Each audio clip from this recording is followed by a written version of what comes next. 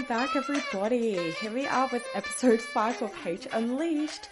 I'm your host, Helena, and if you're new here, welcome. If you're back, also welcome. Today, I'm going to be talking about my 3 near kidnapping experiences. Yes, more than one. My first one, I was actually in grade 7, about 11 or 12. My other 2, I think I was in grade 10 for both of them. I was also 15 for both of those 2. So I'm going to be discussing, well, I guess it's going to be a bit of a story time of, what happened with my near experiences and what prevented me from getting taken. And what more is there to really say about it? So before I get into it, I will give you a little backstory of all of them. So the reason I was able to save myself in every single one was actually because I saw it all play out in my head before it actually happens. And yes, I know that sounds insane, and yes, I know that sounds crazy. I can't explain it still to this day. 10 years on, I still have no idea what happened. I think the universe was just looking out for me, and I feel very thankful for that. So thank you. So let's just dive on into it. So my first and second, before I get into it, first and second were nowhere near as bad as my third. So the third and final is the really, I guess, traumatic one out of all of them. But again, we'll get to that. So first one, I was in grade 7 and I was visiting my girlfriend. She moved here from Hungary at the time, and so she was relatively new to Australia. She didn't live far from the primary school, and where I got off at the bus, again, was not far at all. So just to give you a bit of a visual of walking to a street, there's 2 main streets, side streets, and then there's little streets off both of those, the 2 main streets. So every single little side street leads to the main 2 streets. So my girlfriend probably lived on like the 4th or 5th one down, and I'm starting to walk down. I walk past the first one, and for some reason I look down the street. I don't usually look down, like I usually just walk to a house. But I just had a funny feeling, and I saw a car, and then instantly I just got this visual in my head of this car turning on and them purposefully following my exact route. And I heard the car come on, and instantly I was like, oh, hell no, not today. So I just started legging it down past all the little side streets till I got to the 4th or 5th one where my girlfriend's house was on. And as soon as I turn onto a street, I can hear them already coming down one of the main back streets. So, they pull onto the street that I pulled into, which was my girlfriend's street. And normally her dad is always at work, but this particular day he actually wasn't, and blessing in disguise. Like, I would have been in plain view, they would have been able to see me, and I straight away obviously hid behind his car, adrenaline pumping, heart pumping, just everything pumping. And I hear the car come up the street, and at this point they're going slow, 10 kilometers sort of slow, like really slow. I finally get the courage to look out beside the car where I was hiding, and they had gone past the house, but I could see them looking out of the windows. There were 3 of them in this old rundown white car, 3 males, and they were clearly looking for something in a particular street. And once I heard the car leave the street, I just went straight to my friend's house, like front door, and I was just banging on it, like, girl, let me in. I'm not dying today. So she let me in. I told her what happened, and I was a bit hesitant to walk to school that day, but I still had to, so go figure. So nothing too crazy. Second time, a different girlfriend of mine was over my house, and she had a partner at the time, and it was on a Friday night. I asked my birth giver to drop me and my friend off to youth group. If you don't know what youth group is, it's just this Friday night church thing for young teens to go to and socialize and do church stuff, I guess. I guess I felt comfortable asking her that because I knew it was a church-based event, so she would drop me off because normally she wouldn't do anything for me. But yeah, again. So she dropped me and my friend off because we decided to be all cute and surprise her partner and just, let them hang out for the night. But what we didn't realize is that sometimes youth group, well, I do know this, but I didn't think of it at the time because, they sometimes go away for the night and do something fun, and they can go, anywhere. So the night we got there, they were actually out that night doing an event or doing something elsewhere. And so I had two options. Well, we had two options. One, I call my birth giver and be like, hey, can you pick us up? Knowing full well it would be an argument I would never live down.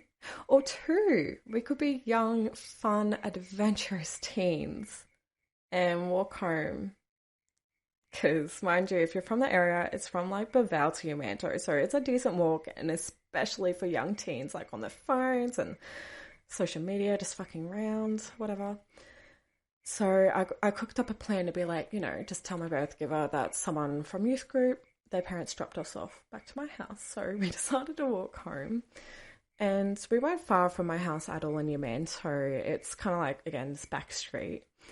And it's close to a meatworks. And it's all like kind of industrial area. The houses were a bit further up. And there's a few blocks. So a few cars had driven by, and my girlfriend and I were walking up this long, creepy ass road with barely any lights. And we're about to cross over the road to the second block, going past the first block, going to the second block. And there's like a road that goes up. And then there's a main road. And yeah, again, a few cars went by. I didn't think anything of it. And then eventually I got this visual that a car was just going to stop mid in the road for no reason.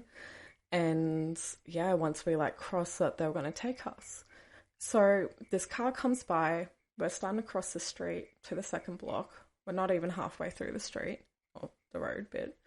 And this car stops mid in the road, like right there where we are. And they had stopped a little bit further so that if they wanted to go up that side street, they weren't easily accessible to it.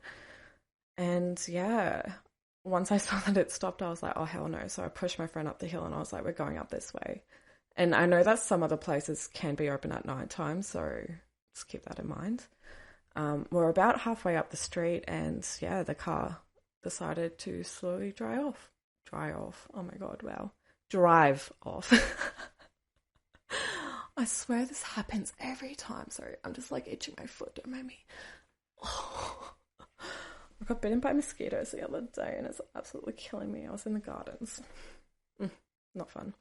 Anyway, yeah, it drove off, and I genuinely believe that if my girlfriend and I had have continued straight doing the path that we were meant to take, I don't doubt that they were going to take us.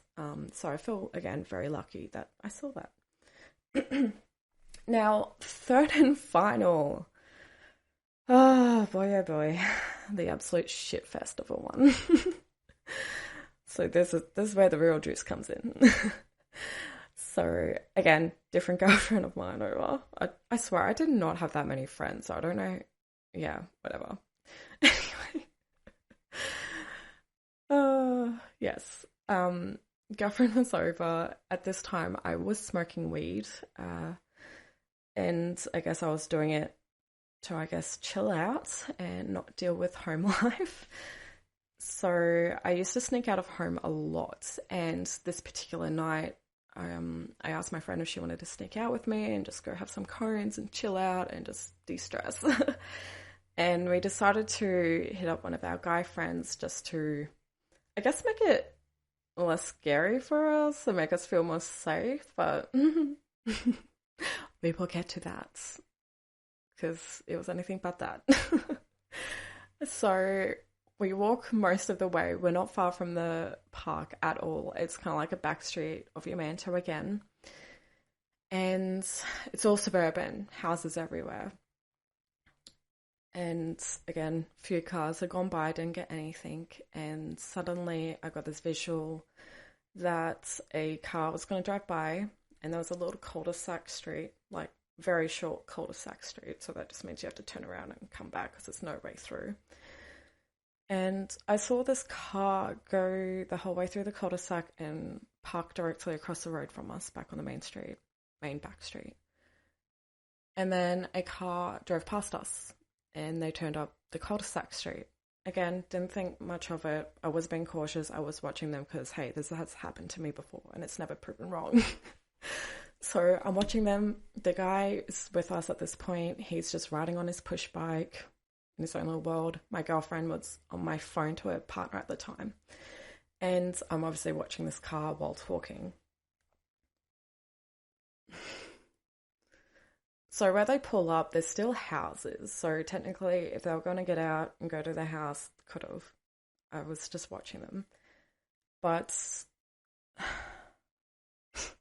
so it was a brand new white ute. There were 4 men in the car. The driver stayed in his seat. And his 3 buddies got out. They were rowdy. They'd been drinking. And they were still drinking. They were holding alcohol in their hands. And pretty much the driver said, go on, get them.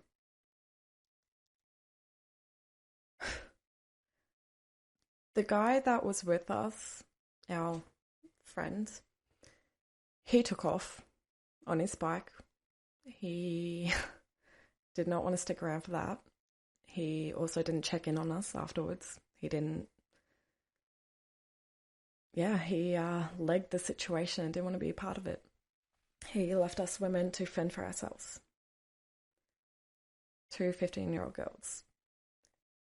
My friend was on my phone, and she wasn't really aware of what was happening because she's obviously distracted talking on the phone. So by this point, I'm starting to run, but quickly realize, hey, she's on my phone. She's probably not aware. I turn around. She looks like just like, what the heck is going on, dude? Like, just not with it.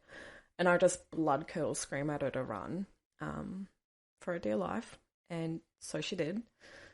By this point, I'd already turned back around and I was already running. Like, as I explain this, it probably sounds really slow, but when it was actually happening, it was like bang, bang, bang. Like, it was seconds. Like, it was not slow-mo, obviously, like I'm explaining it now, so again, keep that in mind.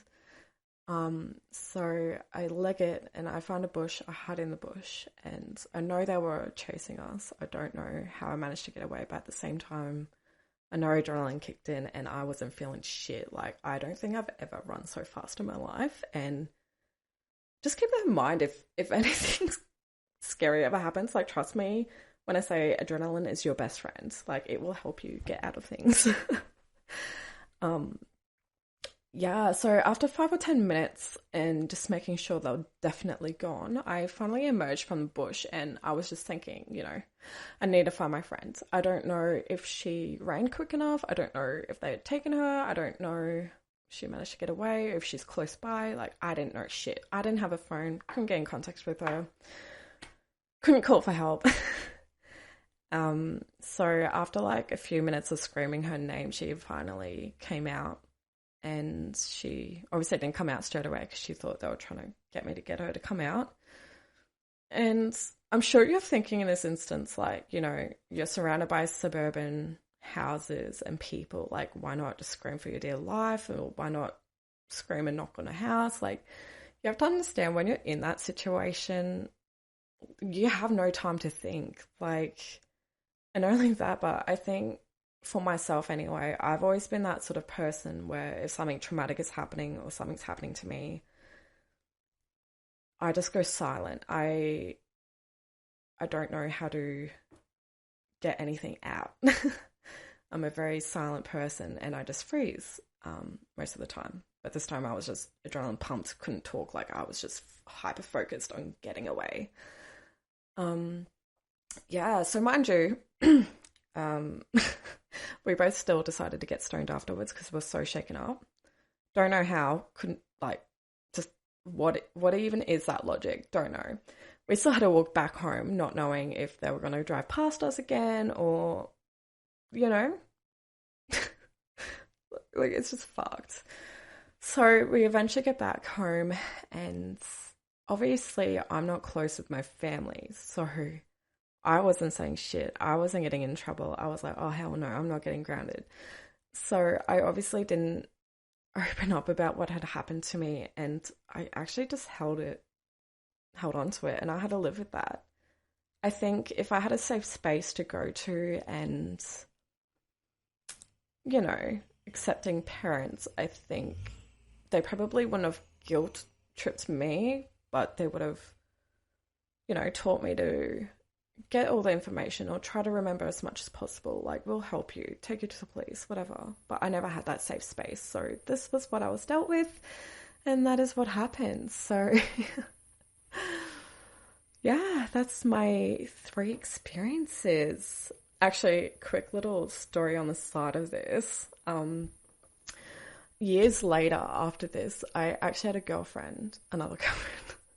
Oh, not girlfriend, but like friend, whatever. And she was really upset this particular day. And I decided, this is when I was like really spicy and saucy with my friends, like just to cheer them up. So I got like all done up. I think I dressed up as like a schoolgirl. I don't know. I dressed up as something sexy because she was bi. She loves girls. And I went to her house, not realizing that she had other people there. Whatever. Didn't care at the time. And, you know, I'm giving her, oh my God, every time. Giving her the time of her life. Like, come on, don't be sad. You got me. Got my tits in your face. And she was like, actually, while you're here, it's my cousin's birthday today. I wonder if you can see where this is going. So I wasn't actually going to do anything. Like, I had a robe on, like, because I drove there, so I wasn't driving in my schoolgirl, you know, like, outfit. I had a robe with me, so I went to the room to be like, oh, you know, happy birthday. Not actually, you know, whatever. And I look in the room, and long behold, it is old mate that took off on his bike that day. I had not seen him. I had not spoken to him. I had not had anything to do with him since he took off that day. And I'll tell you right now, when I saw him, I made sure as hell that that was what I was going to be talking about. Like, oh, it's your birthday? Like, how nice that you're still alive, you know, that you got to ride away that day and not be risked to be taken, you know, whatever. How was your night that night? What ended up happening? Like, I'm pretty sure I called him a pussy, or like, not a pussy, but like a bitch, a little bitch, most of that night. And I made sure as hell that everyone in that house knew how much of a little bitch he was. And not to have him around for safety, because he is not that. Not like, oh, come on, like, I was talking shit, but like, honestly, I don't think I've ever had so much frustration for somebody in my life. And yeah, I don't think I've seen him ever since that day, night, whatever. So I definitely got my piece said, and I'm happy with that. But anyway, I hope you guys enjoyed this crazy little episode of a story time. I did have plans for my next episode to be about my groomer. However, circumstances have now changed. I can't really talk about that right now because it's like an open thing. So I'm going to be skipping over that episode, and I'm just going to dive straight into my first sexual assault, which did happen in that house, and it did happen by someone I went to high school with. So still going to be a juicy episode. I was planning to drop names, but again, not sure if I want to pursue anything with everything else. So I'm just going to leave all that stuff out and just give you, again, a bit of a story time. Yeah, so until then, I hope you stay safe, keep well, and look forward to the next episode because I'm so fucking ready for this shit. All right, bye guys. Have a good night. Bye.